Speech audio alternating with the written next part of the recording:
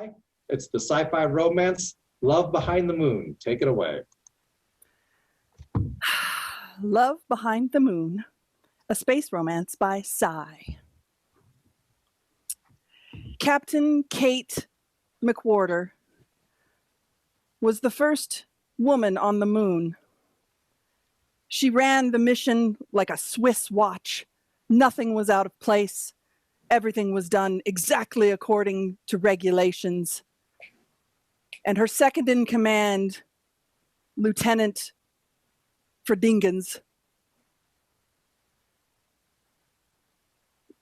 was indispensable to the mission. He couldn't have been a better compatriot. Lieutenant, Aye, Captain. job. Excellent job on the schedule. It was both alphabetical and color coordinated. Thank you. Just how you like it, Captain. I wouldn't do it any other way. She didn't notice the way he looked at her when she wasn't paying close enough attention. When her attention was elsewhere, his eyes were filled with love. But her eyes were only on the mission.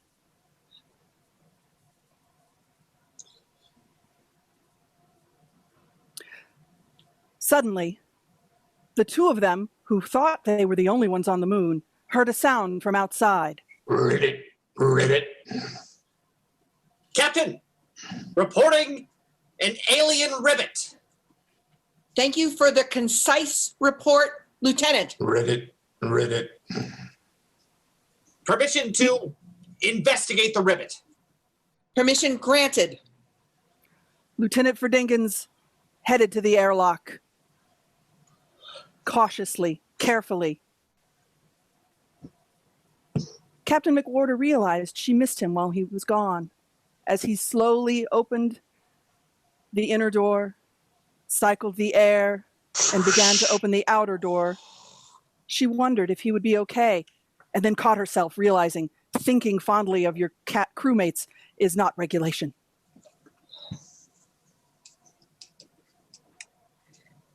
Lieutenant Ferdingens, on the other hand, had his hands full at the airlock. Opening the airlock now, Captain. Copy that, Lieutenant.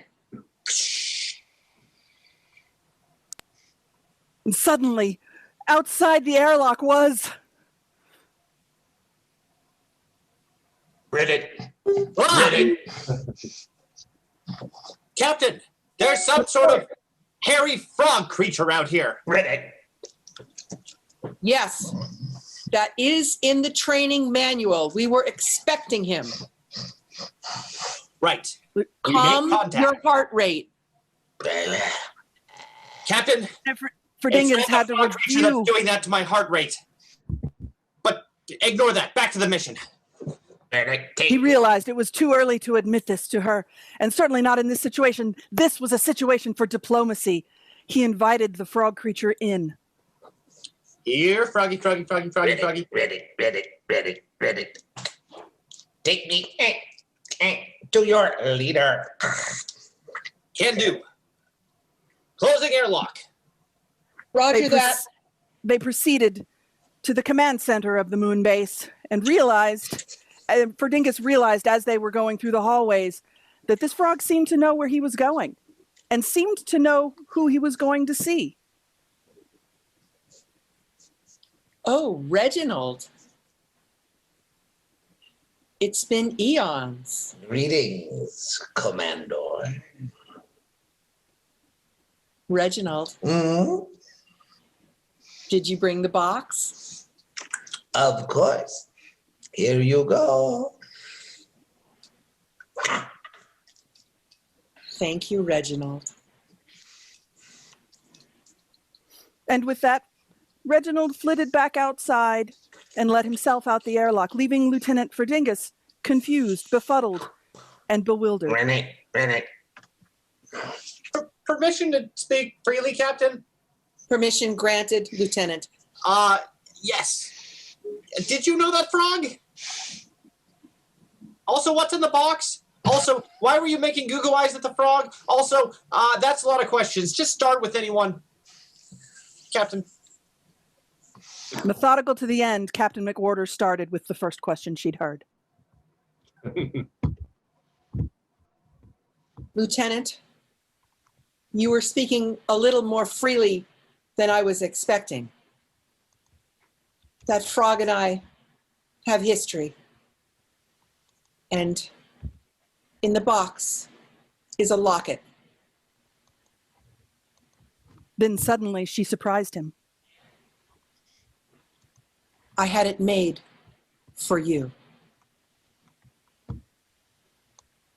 Captain, I guess I should open it. And inside the locket, he discovered how she really felt about him.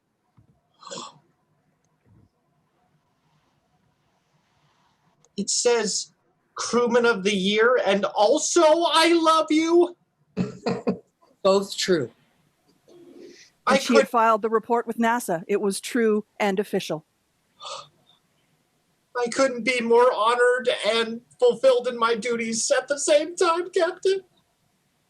Excellent response, Lieutenant. Just according to regulations. Thank you. I'll The keep only it on thing me anywhere outside- regulations permit. The only thing outside the regulations was the fact that the frog, on his way out, had set up a candlelight dinner and started playing violin music very softly in the background for the two of them in the galley. Let's go, Lieutenant. And they began Captain. a romance for the stars. The end.